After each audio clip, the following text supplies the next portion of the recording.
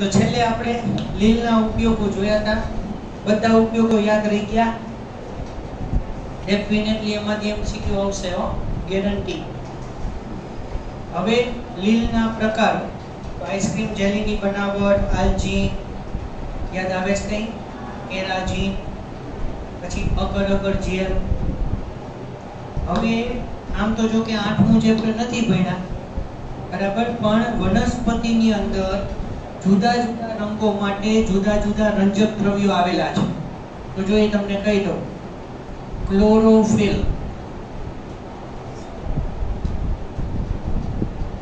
Chlorophyll એના 5 પ્રકારો છે. કયા? A, B, C, D અને E. પછી Z સુધી નો આયલા હતા. હા, A, B, C, D. તો પછી એક સ્ટુડન્ટ કે sir E, F, G, H, ભાઈ E સુધી જ છે. તો chlorophyll A, B, C, D અને E આ બધા જે છે એ લીલા રંગના છે. બરાબર, આવશે બધું આગળ. અને આ જે ક્લોરોફિલના 5 પ્રકારો છે A, B, C, D અને E, એ પૈકીના ટોટલી ક્લોરોફિલ A જે છે એ મુખ્ય પ્રક્રિયા કેન્દ્ર. એટલે ક્લોરોફિલ A પાસે સૌથી વધારે અગત્યની પ્રકાશ સંશ્લેષણની ઘટના ત્યાં થશે. 13મા ચેપ્ટરની અંદર તમે ભણશો કે ક્લોરોફિલ A સૂર્યપ્રકાશનું શોષણ કરે અને પ્રકાશ સંશ્લેષણની પ્રક્રિયા કરીને ખોરાક કઈ રીતે જાતે બનાવે. આ બધા જે છે એ સહાયક રંજક દ્રવ્યો છે. એટલે કે આપણને ખ્યાલ છે કે સૂર્યપ્રકાશ એ સફેદ રંગનો પ્રકાશ. The sunlight is a white light. Okay, સમજો. Sunlight is a white light, but white light is not sunlight. સૂર્યપ્રકાશ સફેદ રંગનો પ્રકાશ છે કારણ કે એની અંદર 7 રંગોનું મિશ્રણ છે, જાની વાલી પીનારા. અને એ સૂર્યપ્રકાશ એની અંદર જે જાની વાલી પીનારા છે એમાં લીલા રંગનો પ્રકાશ ઉપર થી પરાવર્તન થાય છે, એટલે આપણને જે તે ભાગ જે તે કલરનો દેખાય છે. તમારી જાણ માટે આપણે જે કલરની વસ્તુઓ જોઈ રહ્યા છીએ એ બધા જ કલરની વસ્તુ એ પ્રકાશનું કિરણ એને પરાવર્તન થઈને આપણા આંખમાં આવે છે અને આપણે જે તે વસ્તુને જોઈ શકીએ. તો ક્લોરોફિલ લીલા રંગ, તો એની સાથે સાથે બીજું પણ કેરોટીન એ નારંગી રંગનું છે.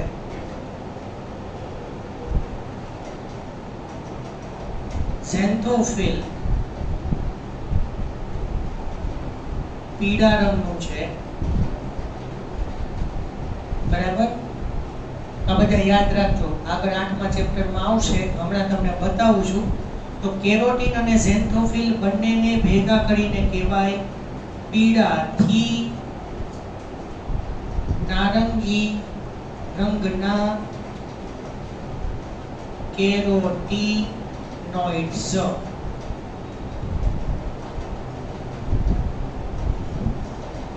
બરાબર, તો પીળાથી નારંગી રંગના કેરોટીનોઇડ્સ. એના પછી બીજા 3 શબ્દ.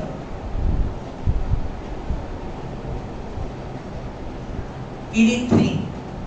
તમને ખ્યાલ છે આપણા રક્તકણોને ઇરિથ્રોસાઇટ્સ કહેવાય? તું ક્યારે સાંભળ્યું છે? રક્તકણ, શ્વેતકણ, ત્રાકકણ આપણા બ્લડમાં હોય.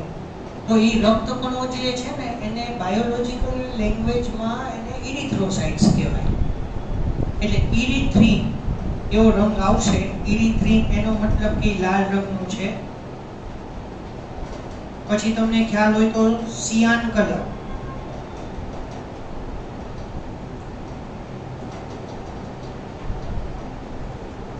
CYAN, એટલા માટે આપણે નીલ હરિત લીલ અને સાયનોબેક્ટેરિયા કહીએ. CYAN, સિયાન કલર કહેવાય. બરાબર, એવી રીતે સાયનિન. બરાબર, તો સાયનિન વાદળી રંગનું હોય. ઝેન્થીન બદામી અથવા રાખોડી અથવા ભૂખરો રંગ.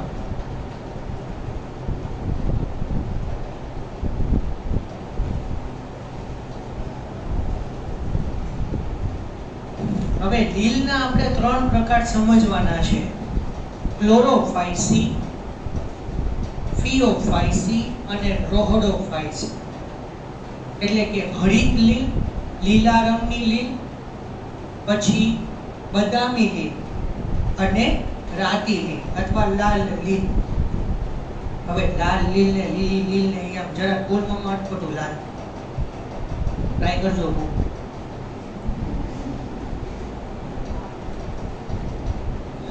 જોજો જીપ ચોંટી નો દેતા આવે, અટકી જશે. અચ્છા, પણ જે ચોંટી ગઈ ભાઈ નો દે ના.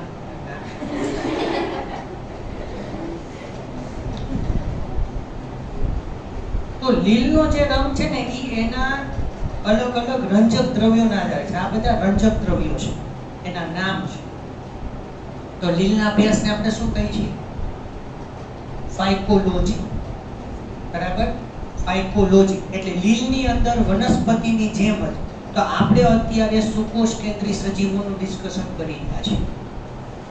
લીલ સુકોષ કેન્દ્રી સૌથી પહેલી, કારણ કે આપણને ખ્યાલ છે આરએચ વિટેકરની જે 5 સૃષ્ટિ વર્ગીકરણ ભણી ગયા એમાં મોનેરા એક જ આદિકોષ કેન્દ્રી, પછી પ્રોટિસ્ટા, ફૂગ, વનસ્પતિઓ અને પ્રાણીઓ બધા સુકોષ કેન્દ્રી, અને પછી કાર્લ વુઝ નામના વૈજ્ઞાનિકે ત્રિક્ષેત્રીય વર્ગીકરણ પદ્ધતિ આપી. અને પછી મોનેરાને આપણે 2 ભાગમાં ડિવાઈડ કર્યા, શેમાં? આર્કીબેક્ટેરિયા અને યુબેક્ટેરિયા. અને એના આધારે અત્યારે આધુનિક 6 સૃષ્ટિ વર્ગીકરણ પદ્ધતિ અસ્તિત્વમાં આવી. કઈ? આર્કીબેક્ટેરિયા, યુબેક્ટેરિયા, પ્રોટિસ્ટા, ફૂગ, વનસ્પતિ અને પ્રાણી, એમ 6. તો સુકોષ કેન્દ્રીની વાત આપણે કરીએ છીએ એટલે અલગ અલગ પ્રકારના રંજક દ્રવ્ય જે આની અંદર આવેલા હશે એ પ્રકારનો કલર આવશે લીલમાં. તો હરિત લીલ, લીલા રંગની લીલની અંદર મુખ્યત્વે મેઇન કોણ હશે? ક્લોરોફિલ. તો આપણે લીલના અભ્યાસને ફાઇકોલોજી કહીએ છીએ. ફાઇકોલોજી એટલે લીલ માટે ફાઇકો શબ્દ વપરાય અને ફૂગ માટે માઇકો. ખબર પડે છે ને? પાકો ને? એટલે આપણે લાઇકેનની અંદર ફાઇકોબાયોટ અને માઇકોબાયોટ હતું. જો ખબર પડતી હોય તો હવે ક્લિયર થાય. તો આપણે આને ફાઇકોલોજી કહીએ છીએ. તો હરિત લીલ હોય તો એની અંદર ક્લોરોફિલ હોય. હવે બદામી લીલ છે, બદામી લીલ છે કે ભૂખરા રંગની લીલ છે, તો એમાં જે તે રંજક દ્રવ્ય છે ને એની આગળ ફાઇકો શબ્દ લાગે. રાતી લીલ, લાલ રંગની લીલમાં ફાઇકોઇરિથ્રિન. જો વાંચો રોડોફાઇસીમાં ફાઇકોઇરિથ્રિન. બદામી લીલ ફ્યુકોઝેન્થિન. ત્યાં થોડો શબ્દ ફેર પડશે, ફ્યુકોઝેન્થિન નહીં, બદામી ફ્યુકોઝેન્થિન હશે 38 નંબર ઉપર બીજી લાઈનમાં.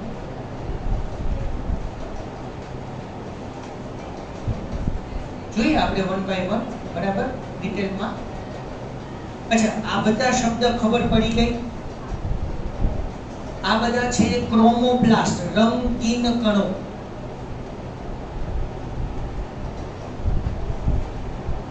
અથવા રંગ કણો.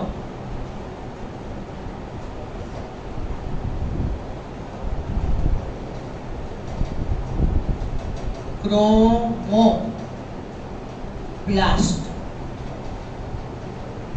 તો આપણે હરિતકણને ક્લોરોપ્લાસ્ટ કહીએ. બધું ઇંગ્લિશમાં 8મા ચેપ્ટરમાં સમજશું. બરોબર? તો આ બધા જે રંગીન કણો જે છે, તમે કોઈ પણ તમે કાચું ફળ કે કાચું શાકભાજી વિચારો એ લીલા રંગનું જ હોય. પછી જ્યારે પાકે ને ત્યારે પછી પોતાનો સ્વતંત્ર રંગ ધારણ કરે. ધારો કે ટમેટું છે એ કાચું હોય ત્યારે લીલા રંગનું હોય. પછી ત્યાં જે ઈ લીલા રંગનું છે એનો મતલબ કે ઈ ક્લોરોફિલ છે. પછી જ્યારે ટમેટું પાકીને લાલ રંગનું બને ત્યારે ઇરિથ્રિન, એટલે ક્લોરોફિલ ઇરિથ્રિનમાં ફેરવાય અને જે તે પ્રકારનો લાલ રંગ પછી અસ્તિત્વમાં આવે એમ કહેવાય. બરાબર? એટલે આ બધા અલગ અલગ પ્રકારના રંજક દ્રવ્યો છે. તો કયા કયા પ્રકારના રંજક દ્રવ્યો છે એના આધારે લીલના અહીંયા પ્રકાર આપણે 3 પડે છે.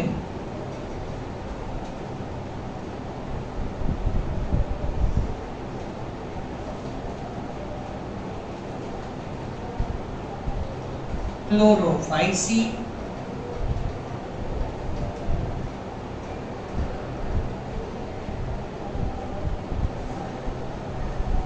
ફિયોફાઇસી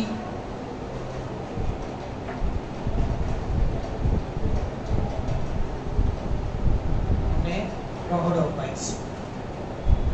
બરાબર? તો મોસ્ટલી બધું આપણે આગળ લીલના અભ્યાસમાં ભણી ગયા છીએ. થોડા શબ્દ સમજન્યુજ, બીજાણુજ, વિષમજન્યુજ, અંડજન્યુજ. બરાબર? અલિંગી પ્રજનન, લિંગી પ્રજનન તો એ જોઈએ. ચલો દરેક ધ્યાન રાખો અંદર.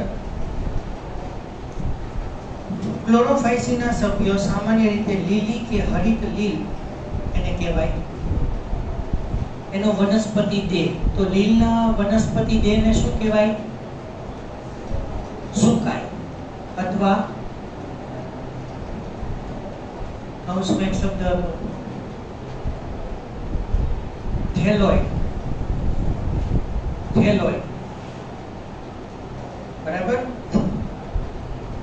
વનસ્પતિ દેહ એકકોષી છે, કાં તો વસાહતી છે, કાં તો તંતુમય છે. કાલના ઉદાહરણ યાદ કરો. બરાબર? આની અંદર મી એમસીક્યુ ક્લોરોફિલ એ અને ક્લોરોફિલ બી બે રંજક દ્રવ્ય તરીકે હોય. એટલે લીલ જે છે એ આપણને ઘાસ જેવા લીલા રંગની દેખાય.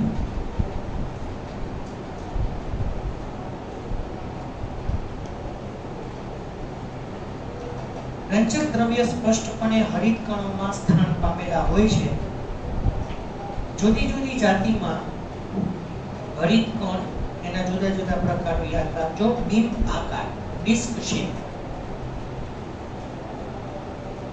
રકાબી આકાર, એમ તપતી, ઝાલાકાર, કપ આકાર, કુંતલ આકાર, સ્પાઇરલ અને પટ્ટી આકાર, રિબન શેપ. ઘણા સભ્યો હરિત કણોમાં સ્થિત પામેલા સૌથી અગત્યનું ગુજરાતીમાં યાદ રાખજો પાયરેનોઇડ્સ. લીલમાં ખોરાકનો સંગ્રહ એટલે હરિત લીલમાં ખોરાકનો સંગ્રહ પાયરેનોઇડ્સમાં થાય ને પ્રોભુજક કહેવાય. હવે તમે જો કે 9મું ચેપ્ટર ભણી ગયા ને. વનસ્પતિમાં ખોરાકનો સંગ્રહ સ્ટાર્ચ સ્વરૂપે થાય અને પ્રાણીઓમાં ગ્લાયકોજન સ્વરૂપે. તો ગ્લાયકોજન સ્વરૂપે સંગ્રહ થયેલો ખોરાક ક્યાં હોય?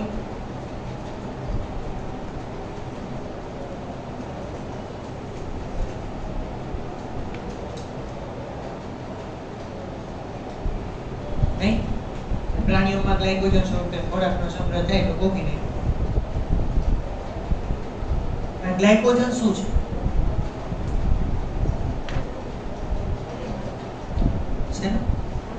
શેનો?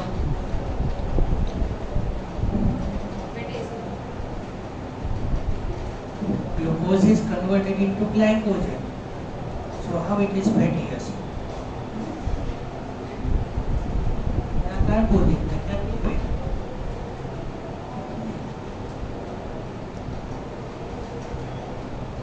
ગ્લાયકોજન એ ગ્લુકોઝનો પોલિમર છે.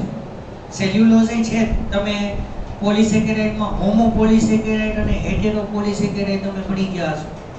સમ પોલિમર અને વિષમ પોલિમર કે એક જ પ્રકારના ગ્લુકોઝના અણુઓ જોડાઈને આખો સેલ્યુલોઝનો તંતુ બનાવે. બરાબર? જેમ કે આ વનસ્પતિની અંદર સ્ટાર્ચનો ખોરાકનો સંગ્રહ સ્ટાર્ચ સ્વરૂપે, ને આપણે સ્ટાર્ચનું ખોરાક તરીકે ગ્રહણ કરીએ છીએ, અને ઈ સ્ટાર્ચ એટલે એમાઇલોઝ. એમાઇલોઝ ને એમાઇલોપેક્ટિન સાંભળ્યું છે? શાખિત પોલિસેકેરાઇડ એટલે એમાઇલોપેક્ટિન, અને અશાખિત પોલિસેકેરાઇડ એટલે એમાઇલોઝ.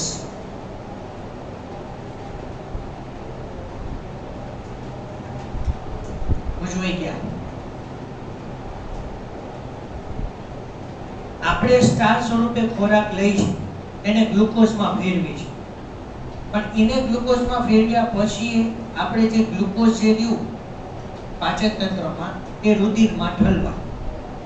પણ આપણે ડાયાબિટીસ શું કામ નથી થતું? એનું કારણ આ કે ઓલો જે ઇન્સ્યુલિન નામનો અંતઃસ્ત્રાવ છે એ આ ગ્લુકોઝને ગ્લાયકોજનમાં ફેરવી નાખે. અને યાદ રાખજો કે ગ્લાયકોજન યકૃત અને સ્નાયુમાં સંગ્રહ પામશે. યકૃત અને સ્નાયુમાં ગ્લાયકોજન સંગ્રહ પામશે, જે અનામત જથ્થા તરીકે હશે. એટલે જ્યારે આપણે ઉપવાસની સ્થિતિમાં હોય ત્યારે આ ગ્લાયકોજન ગ્લુકોઝમાં ફેરવાય અને આપણને ઊર્જા આપે. એટલે આપણને ઉપવાસ કરવાની અંદર ઉપવાસમાં ખાલી પાણી પીવાનું. ઓલા ઉપવાસનું તો હજી મને ખબર નથી પડતી કે આજે ઉપવાસ છે, ફરાળ કરાય. ઉપવાસ એટલે શું? માત્ર પાણી પીવાનું, કંઈ ખાવાનું નહીં. અને ઉપવાસથી બહુ ફાયદો છે, જો કે હું નથી કરતો પણ કહું છું. ઉપવાસનો એક મોટો ફાયદો, કેન્સરના કોષો મરી જાય છે ઉપવાસ કરવાથી. એ ઉપવાસમાં આપણે પહેલા દિવસ, ધારો કે આપણે 2-3 ઉપવાસ કરવાનું વિચાર્યું હોય સતત, બરતે નહીં. અમારે જૈનની અંદર તો 28 થાય 8 દિવસ ઉપવાસ કન્ટિન્યુ.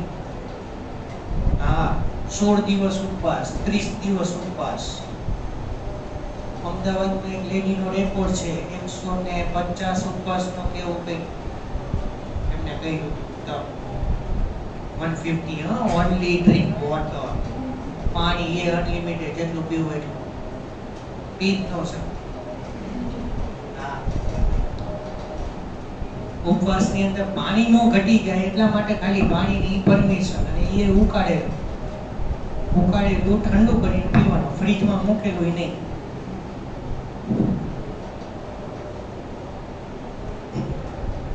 પહેલા દિવસે આપણને ઉપવાસમાં શું કામ તકલીફ નથી પડતી? ધારો કે તમે વિચાર્યું હોય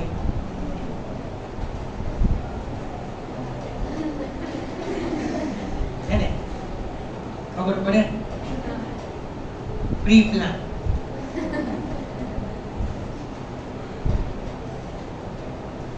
આગલા દિવસે ઉપવાસ હોય ને એટલે એના આગલા દિવસે દહીં લીધેલું ખાઈ લીધું. આ જરાય તકલીફ ન. Human being is very smart.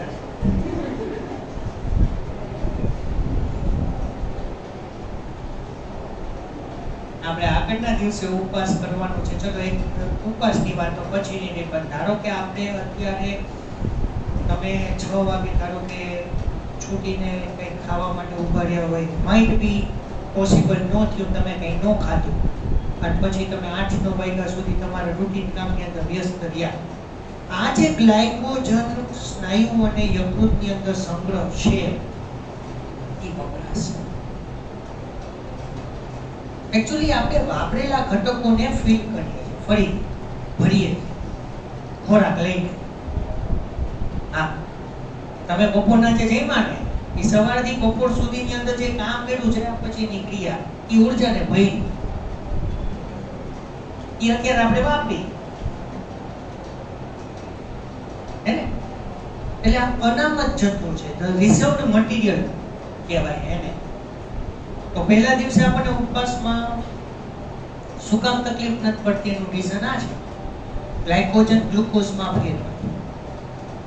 અને જ્યારે ગ્લુકોઝનો જથ્થો પૂરો થઈ જશે ને, ગ્લાયકોજનનો જથ્થો જ્યારે પૂરો થઈ જશે ને ત્યારે આપણને એવું ફીલ થશે કે હવે આપણે હકીકતમાં ઉપવાસની પરિસ્થિતિમાં છીએ.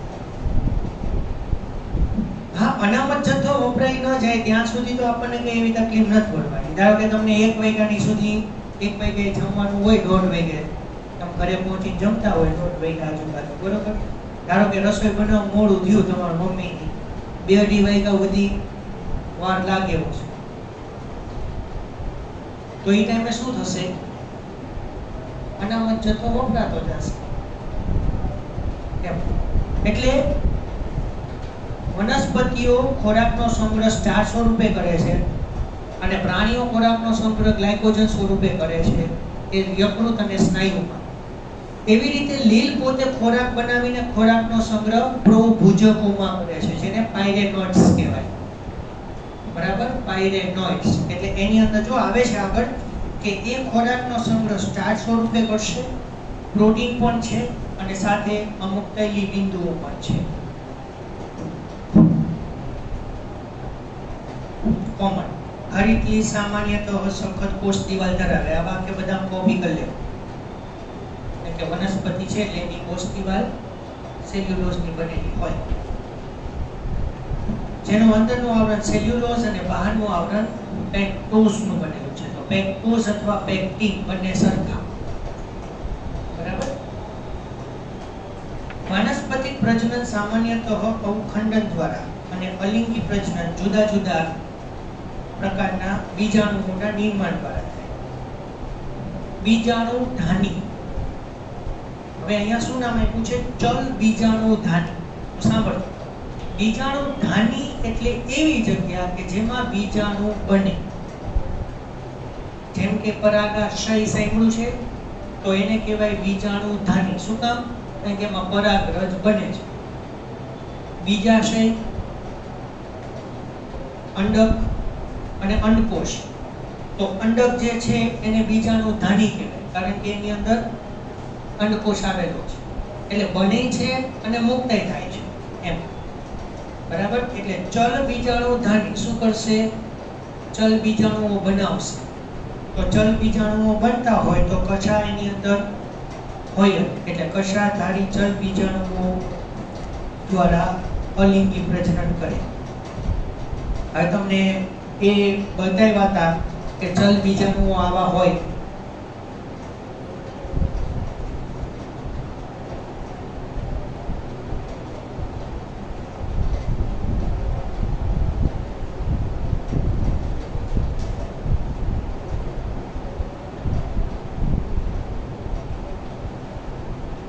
બરાબર.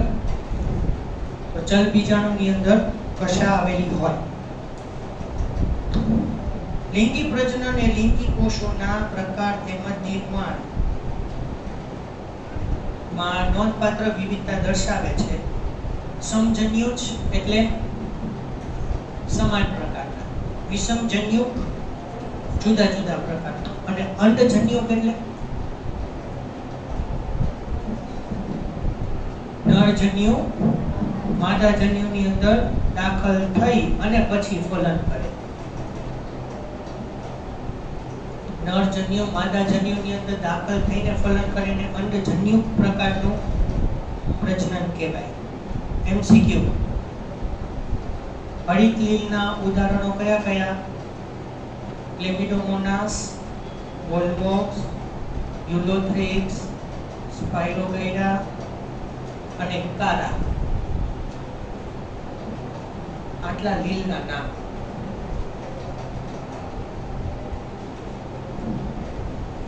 ફિયોફાઇસી બદામી અથવા કથ્થઈ લીલ કહેવાય અને પ્રાથમિક રીતે દરિયાઈ નિવાસ સ્થાનમાં રહે. એટલે કથ્થઈ રંગની લીલ મોટે ભાગે આપણને દરિયાઈ નિવાસ સ્થાનમાં જોવા મળશે, મીઠા પાણીમાં જોવા નહીં મળે. બરાબર. તેઓ કદ અને સ્વરૂપમાં વિવિધતા દર્શાવે. તેઓના કદ વિસ્તાર, સાદા, શાખી, તંતુમય સ્વરૂપો હોઈ શકે. એટલે સાદા, શાખી, તંતુમય સ્વરૂપ એક્ટોકાર્પસ થી લઈને જે ખૂબ મોટી દરિયાઈ વનસ્પતિ કેલ્પનું નિર્માણ કરે. કેલ્પ આપણે આગળ આવી ગયું. કેલ્પ એટલે દરિયાઈ ઘાસ. તો આ લીલ બદામી લીલ એટલી બધી પાંગળે છે કે 100 ફૂટ સુધી પણ એનો વિકાસ થઈ શકે. એટલે આ સૌથી અગત્યનો MCQ. તો નાના તંતુઓથી લઈને એક્ટોકાર્પસથી વાત કરીએ તો ત્યાંથી ખૂબ જ મોટી દરિયાઈ લીલ આગળ કન્ટિન્યુ વાક્ય છે કે જે 100 મીટર જેટલી ઊંચાઈ ઉપર વધે.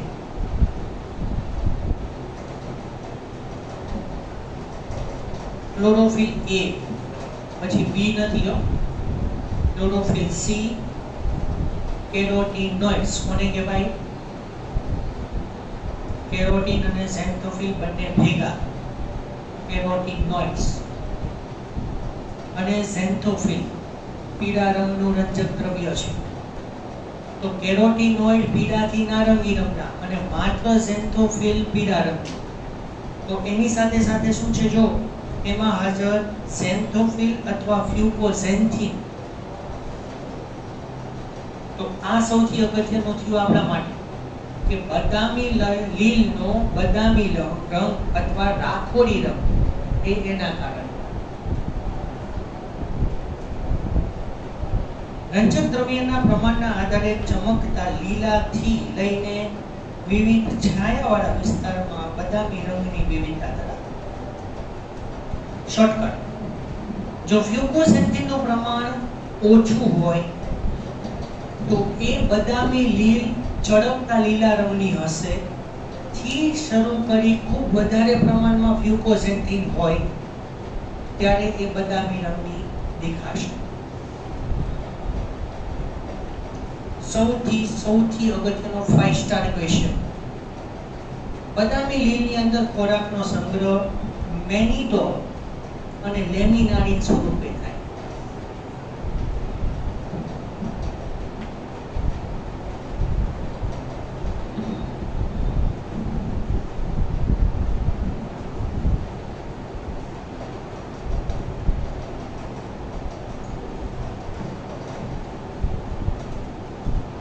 વનસ્પતિક કોષો સેલ્યુલોઝની કોષ દિવાલ ધરાવે જે સામાન્ય રીતે બહારની બાજુએ આલ્જિનનું જિલેટિનનું આવરણ બનાવે છે.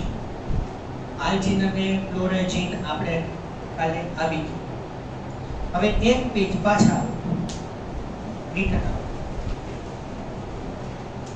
31 નંબરના પેજ ઉપર તમને ઉપરની બંને આકૃતિઓ હરિત લીલ, પછી બીજી 3 છે બદામી લીલ,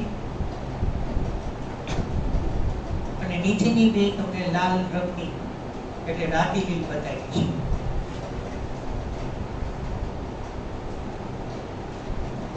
હવે આપણે જોવાનું છે બી માં, કારણ કે અત્યારે આપણે બદામી લીલ સમજીએ. તો જો લીલ આમાં છે ને કેવું છે, જો એક શોર્ટકટ કહી દઉં ખાલી કે આમાં તમને આકૃતિમાં 3 લીલ બતાવી છે. એમાં જે નીચેનો ભાગ છે ને એ આધાર સાથે ચોંટેલો છે. નીચેનો જે ભાગ છે એ આધાર સાથે ચોંટેલો છે. કયો ભાગ આવે? દ્રઢ ગ્રહ, હોલ્ડ ફાસ્ટ. બરાબર? એટલે લીલનો દ્રઢ ગ્રહ વાળો ભાગ છે તે આધારક સાથે એટલે સપોર્ટ સાથે ચોંટેલો હશે. પછી એનો તંતુમય ભાગ એને કહેવાય વૃંદ, અને છેલ્લે છત્રિકા વૃંદ, અને છેલ્લે પ્રપર્ણ લીલા રંગનો ભાગ. એટલે આ જે આખો ભાગ રહ્યો બદામી લીલમાં ઉપર, ભલે બદામી કલર લાગે હો, બદામી લીલ ભલે બદામી રંગની રાખોડી રંગની લાગે, પણ એની અંદર ક્લોરોફિલ A અને C તો છે. એટલે પ્રકાશ સંશ્લેષણની ઘટના એના દ્વારા થશે. બરાબર? એટલે આ જે પ્રપર્ણ ભાગ જે છે મેઇન, બરાબર, આ જે પ્રપર્ણ ભાગ છે એ પ્રકાશ સંશ્લેષણનું કાર્ય કરશે. એટલે દ્રઢ ગ્રહ દ્વારા લીલ જે છે એ કોઈ આધાર સાથે ચોંટેલી હશે, અને આ ભાગ જે છે એ વાતાવરણના સંપર્કમાં રહે એટલે સૂર્યપ્રકાશ સીધો એના સંપર્કમાં જ આવે. બરાબર? ખાલી નામ યાદ રાખવાના છે, આકૃતિ રિલેટેડ નામ પૂછાય તો. આવી જઈએ પાછા હતા ત્યાં જીવરસ એ રંજક કણો ઉપરાંત મધ્યસ્થ સ્થાને રસધાની અને કોષ કેન્દ્ર પણ ધરાવે. વનસ્પતિ કોષ માટે આપણે ભણી ગયા હતા કે એમાં ખૂબ જ મોટી રસધાની આવેલી છે, સાથે એમાં કોષ કેન્દ્ર પણ છે. વનસ્પતિ જે સામાન્ય રીતે સ્થાપક અંગ અથવા દ્રઢ ગ્રહ દ્વારા આધારક સાથે જોડાયેલું હોય છે. હવે અમુક લીલની અંદર પાતળો તંતુ જેવો ઘટક હોય એને વૃંત કહેવાય. વૃંતના છેડાનો ભાગ એટલે છત્રિકા વૃંત અને પછી છેડે પર્ણ જેવી રચના કે જે પ્રકાશ સંશ્લેષણનું કાર્ય કરે એને કહેવાય પ્રપર્ણ. ફ્રોન્ડની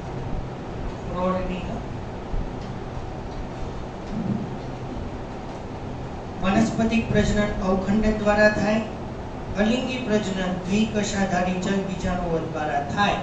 તો સૌથી ઇમ્પોર્ટન્ટ 5 સ્ટાર ક્વેશ્ચન કયો? બીજાણુનો આકાર નાસપતિ આકાર.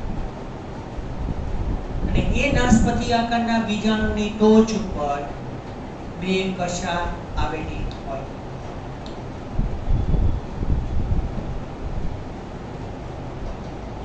લિંગી પ્રજનન સમજન્યુ, વિષમજન્યુ કે અંડજન્યુ હોઈ શકે. જન્યુઓનું જોડાણ પાણીમાં કે અંડધાનીમાં થાય. જન્યુઓ નાસપતિ આકારના છે, બાષ્પીય રીતે કશાઓ ધરાવે છે. ઉપરનું રેપેટ અને ઉદાહરણ યાદ રાખજો: એક્ટોકાર્પસ, ડિપ્ટીયોટા, લેમિનારિયા, સર્ગાસમ અને ફ્યુકસ. જો કે તમે પહેલા ચેપ્ટરમાં ભણી ગયા છો પેન્થેરા, ટાઇગ્રીસ ને પેન્થેરા લિયો. ઘણી તો તમને એમ લાગશે કે બાયોલોજી લેક્ચર એમાં ચાલે.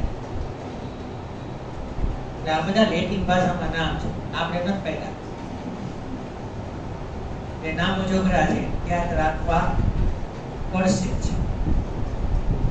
એક સ્ટુડન્ટે મને કીધું, મને કે સર બધું સમજાય છે, આવડે છે, પણ નામ જ યાદ નથી. તો મેઇન તો ઈ જ છે. બીજું બધું યાદ રાખે શું કરવાનું?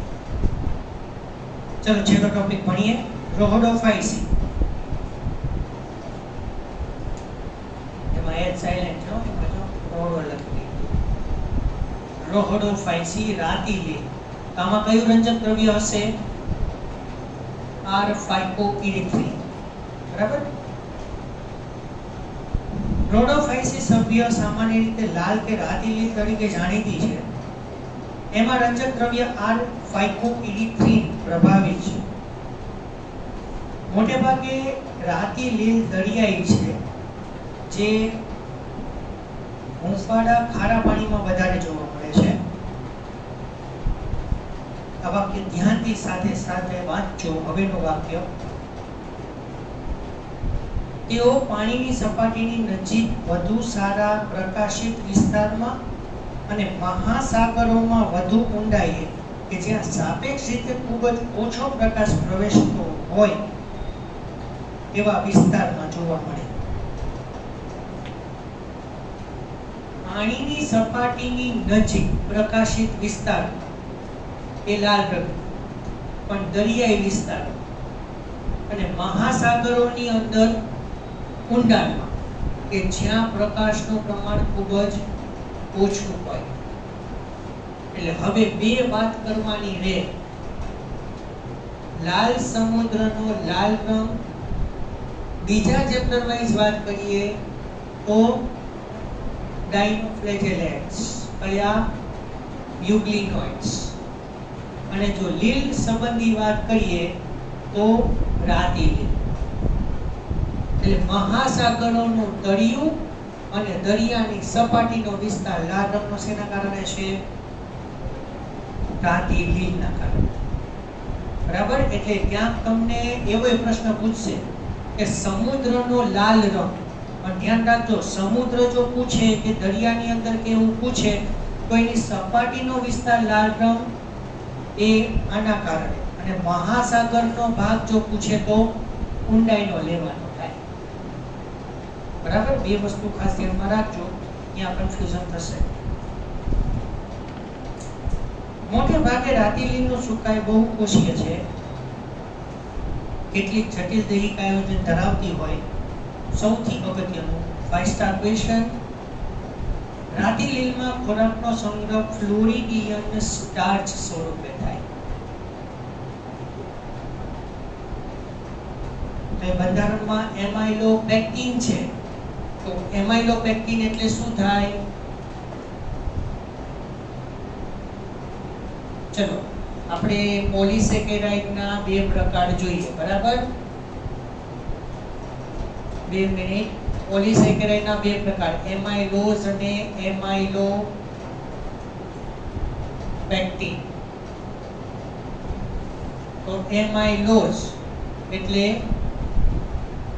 અશાખિત અને એમાઇલોપેક્ટિન એટલે શાખિત. તો આ એમાઇલોઝ ની અંદર ઉદાહરણ કયા કયા આવશે? સ્ટાર્ચ,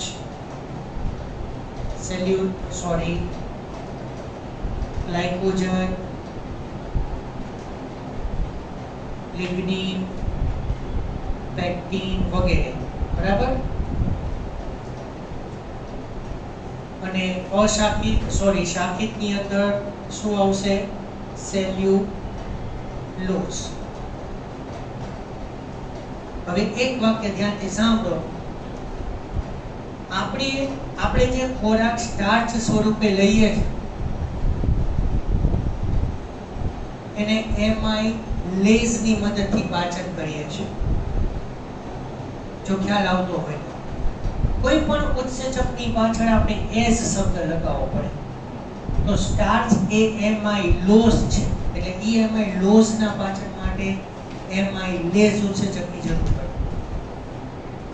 જ્યારે આપણે સેલ્યુલોઝ નું પાચન કરી શકતા નથી, કારણ કે આપણી પાસે સેલ્યુલેઝ નામનો ઉત્સેચક નથી, બરાબર? એટલે આપણે સ્ટાર્ચ ને ખોરાક સ્વરૂપે લઈએ છીએ તો એનું એમાઇલેઝ ની મદદથી પાચન કરીએ છીએ.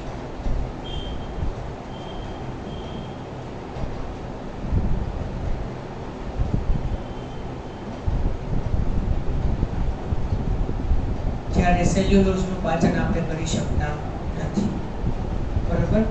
બસ, તો એ પૂરું કરું પછી લખી લો. તો ફ્લોરિડિયન સ્ટાર્ચ એ એમાઇલોપેક્ટિન અને ગ્લાયકોજન સ્વરૂપે છે. અવખંડન દ્વારા વાનસ્પતિક પ્રજનન, અચલિત બીજાણુ દ્વારા અલિંગી અને અચલિત જન્યુઓ દ્વારા લિંગી પ્રજનન. લિંગી પ્રજનન અંડજન્યુ પ્રકારનું, એટલે નરજન્યુ માદાજન્યુની અંદર દાખલ થઈ અને ફલન કરશે. અને ડાયરેક્ટ ખાલી ઉદાહરણ યાદ રાખો, પોલિસાયફોનિયા પોર્ફાઇરા, ગ્રેસિલેરિયા અને જેલિડિયા. તો આને ઓલા લીલના ઉપયોગોની સાથે કનેક્ટ કરજો.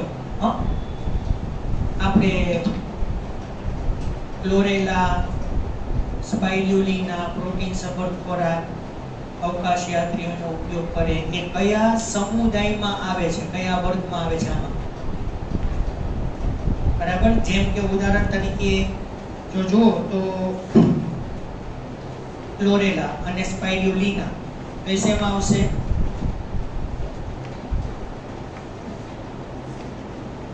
ક્લોરેલા અને સ્પાઇરુલિના શેમાં આવશે?